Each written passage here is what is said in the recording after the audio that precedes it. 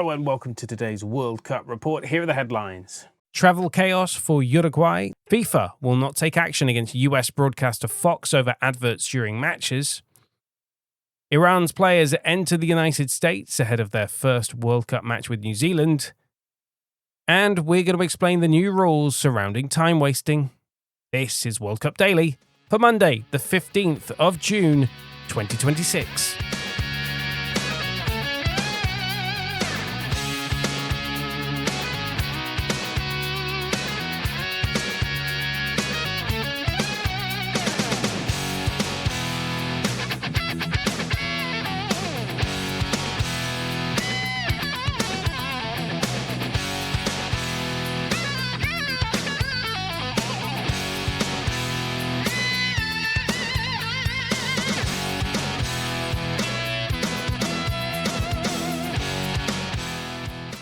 Happy Monday, I'm having a bad hair day. We start with Uruguay, whose World Cup preparations have taken a bit of a negative turn. They're stuck. The team have been forced to remain in Mexico to resolve issues involving their chartered flight, which prevented them from traveling to their scheduled US destination, where they are due to play their first game against Saudi Arabia. Players and staff spent several hours waiting for alternative travel arrangements, reportedly, with delays disrupting training plans and media commitments as well. I believe that the headline I saw last night was Marcelo Bielsa had 2 hours to make a press conference, of which I don't know whether he did or not. Now, if you're an American viewer, you will have noticed one thing that European viewers wouldn't have: adverts during the hydration breaks. It's something that Jurgen Klopp has pointed out and said that football is being held hostage. FIFA, though, will reportedly not take action against American broadcaster Fox, because why would it? After it breached advertising rules during the opening match of the World Cup. One BBC commentator did horrify me by saying that an American commentator had referred to football as being into quarters now because of the hydration break. That's the end of the first quarter. God, no. The controversy centers on this mandatory hydration break for every match, even if the temperature, it's meant to be if the temperature is above 30 degrees, but if the temperature even falls below 30 degrees, they're in Dallas last night. That's a roofed stadium. That was a closed roof stadium. They didn't need a hydration break. There was air conditioning. They didn't need it. It is purely for advertising. It's just my subjective opinion, but it's also the opinion of Jurgen Klopp and Gary Neville as well. Weird side to be on there for me. FIFA regulations require broadcasters to return to the coverage 30 seconds before the ball returns to play. Some viewers missed the restart of the match, prompting criticism from fans. Fox told FIFA it had been caught out by the timing of the hydration break, which followed shortly after a goal. And finally, Iran's players say political tensions surrounding this World Cup has overshadowed their preparation and kind of ruined their enjoyment and excitement ahead of this one. The squad have arrived in Los Angeles ahead of their opening Group G match against New Zealand, just hours after framework peace arrangements were announced between Iran and United States. How many times has that been? About seven or eight now? However, their captain said the atmosphere around the team had been affected by the visa issues, security concerns, and wider political situations, describing it as something that undermined the joy of being there. Iran have been forced to move their training camp from Arizona to Tijuana. They're only allowed to enter the United States on the day of the match, then they have to leave on that same day. Those are the requirements given to them by the United States government. Their manager admitted that the circumstances had disrupted their preparations, and his players do still remain focused on representing all Iranians and want to crack on with the football. Protests are expected outside of SoFi Stadium in Los Angeles, which has the largest populace of Iranians outside of Iran. New Zealand are their opponents, which kicks off their World Cup campaign. Now, time wasting. FIFA have brought in some new rules to try and combat this in your World Cup Explained.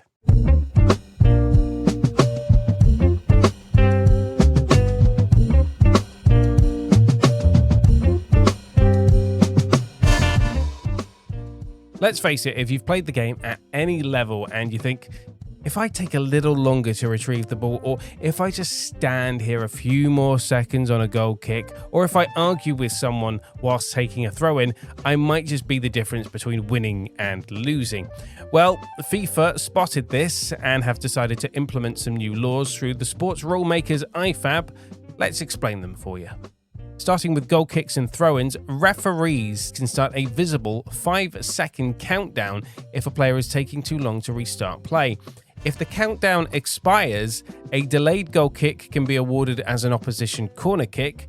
A delayed throw-in will be awarded to the opposition. The aim is to deter deliberate delays without constantly issuing yellow cards. Now, if you're a substitute and you're exiting the field of play, you might just think, well, if I walk at a snail's pace, I'll waste a little bit of time. Wrong. Players must now leave the pitch within 10 seconds via the nearest exit point. If they take longer, the replacement player cannot enter the pitch immediately. The team must temporarily play with 10 men until the next stoppage in play, or at least 1 minute has passed. Exceptions apply for injuries and certain safety concerns. The goal is to stop players from walking off slowly. If you think you might go down for cramp late on in matches, bad news for you. If a physio enters the field of play to treat a player, that player must remain off the pitch for 1 minute before returning. This replaces the previous 30-second period used in some competitions. Exceptions include injured goalkeepers, goalkeeper-player collisions, serious injuries such as head injuries and potential concussions, injuries caused by an opponent who is booked or sent off, an injured player who is taking a penalty.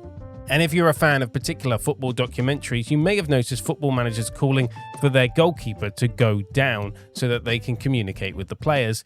Yet that's not going to be a thing at this World Cup. Teams have increasingly used goalkeeper injury stoppages to hold impromptu team talks or disrupt opponents. You don't need that at this World Cup. You've got the hydration breaks. FIFA will prevent players from gathering at the technical area when a goalkeeper receives treatment. However, there are no specific disciplinary sanctions, so enforcement may be difficult. The rule targets coaching huddles rather than injury stoppages itself. So rather than relying on yellow cards, FIFA wants to create strong practical consequences for delaying tactics.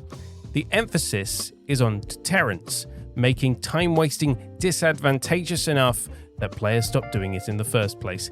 I guarantee they will still do it or find a way around the rules. 100% guaranteed. Interesting stuff, and yes, I think they will try and continue to time waste. I think they'll work out ways around it, always. Never discredit human ingenuity. Right, let's get some match reports.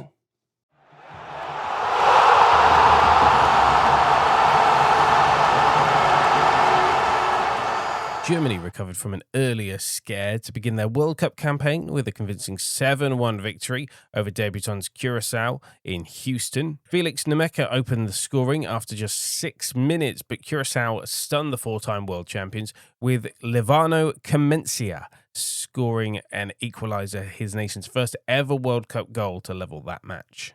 The equaliser briefly unsettled Julian Nagelsmann's side before defender Nico Solterbach restored Germany's lead with a header from a corner. Kai Havertz then converted a penalty in the first half of stoppage time after Felix Nemeka was fouled by Richard Lee Bazor. Germany took complete control after the break. Jamal Musiala had scored less than 2 minutes into the second half before Nathaniel Brown, substitute Deniz Undav, and a second goal from Havertz completed the scoring. Joshua Kimmich was influential throughout, providing 2 assists. This result matches Germany's famous 7-1 win over Brazil in the 2014 World Cup and sends them top of Group E. Curacao can take pride from their historic first World Cup goal, but Germany's attacking quality ultimately proved a little bit too much for the tournament newcomers. Japan came from behind twice to earn a deserved 2-2 draw against the Netherlands in one of the most entertaining matches of the opening round of the 2026 World Cup in Dallas. Crystal Palace midfielder Daichi Kamada scored a dramatic late equaliser to secure a point for the Blue Samurai in Group F. The Dutch were the more dangerous side in the first half, Doniel Malen forcing several saves from goalkeeper Zion Suzuki. They finally broke the deadlock 6 minutes after the restart when Liverpool captain Virgil van Dijk headed home from a cross from club teammate Ryan Gravenberch. Japan responded quickly through Kito Nakamura, whose powerful strike beat Bart Verbruggen to make it 1-1. The Netherlands regained the lead through Crescencio Somerville, but Japan continued to press and were rewarded in the 88th minute when Kokiagawa helped the ball into the path of Kamada, who headed home from close range. The result underlines Japan's growing reputation. They're on a 100-year path to winning the World Cup, which started with the creation of the J-League back in the 90s. They are one of the tournament's dark horses, whilst Ronald Koeman's side will be disappointed after surrendering a winning position twice. Both teams are well placed to advance in Group F, but it was Japan who left Dallas with a greater sense of satisfaction. Ivory Coast, or Côte d'Ivoire, marked their return to the World Cup with a dramatic 1-0 win against Ecuador in Philadelphia. Thanks to a 90th-minute winner from substitute Amad Diallo, the Manchester United winger came off the bench to end Ecuador's 19-match unbeaten run. The best defense in South American qualifying was beaten and gave the Elephants the perfect start in Group E. The match was closely contested throughout, with Ecuador coming closest in the first half. John Yeboah and Alan Minda both struck the crossbar, whilst Ivory Coast threatened through Ely Wahi, who also hit the woodwork shortly after half-time. Veteran striker Enner Valencia then hit the post for Ecuador as chances continued at both ends. Despite controlling possession, the South Americans struggled to test goalkeeper Yahia Fafana, with Gonzalo Plata forcing his first save of the evening in the 68th minute of the match. Ivory Coast gradually grew into the game, with Yan Diomande becoming increasingly influential. Just as the match appeared destined for a goalless draw, Wilfred Singo surged forward to set up Ahmad, who calmly swept a left-footed finish into the bottom corner. The victory puts Ivory Coast in a strong position ahead of matches against Germany and Curacao, whilst Ecuador will need a positive result to keep their qualification hopes on track for the round of 32. I think it's fair to say that Sweden were one of the worst teams in qualifying, but they've stunned Tunisia in their opening match at the 2026 World Cup with a commanding 5-1 victory in Monterrey, Mexico. Premier League striker Alexander Isak has scored, with Victor Gyökeres as well. They were at the heart of an impressive attacking display from Graham Potter's side as they moved top of Group F. The Swedes took the lead just 7 minutes in. Brighton midfielder Yasin Ari, who fired into the top corner after poor Tunisian defending. Sweden doubled their advantage on the half-an-hour mark when Gyökeres held off his marker, releasing Isak, who drove forward and smashed an unstoppable finish into the bottom corner. Tunisia pulled a goal back just before half-time through Omar Rekik, who headed home from a free kick from Hannibal Mejbri. However, Sweden quickly regained control after the break as Isak turned provider for Gyökeres this time on the hour mark, before substitute Matthias Svanberg scored just 18 seconds after coming on. There was still time for Yasin Ari to cap a memorable evening with his second spectacular long-range goal and Sweden's fifth of the match. The convincing victory gives Sweden early momentum in Group F, whilst Tunisia face a difficult task if they're going to keep their World Cup's hopes alive. Your World Cup schedule for today then: Spain take on Cape Verde at 5 p.m. British Summer Time on ITV1, 8 p.m. BBC One for Belgium versus Egypt. Saudi Arabia are in action against Uruguay. That is on ITV1 at 11. And then 2 a.m. to watch Iran face New Zealand on BBC One in Los Angeles. And we've come to the end of our show for today, which means it is time for a World Cup moment. Whoop, whoop. That's the sound of the police in your World Cup moment of Zen.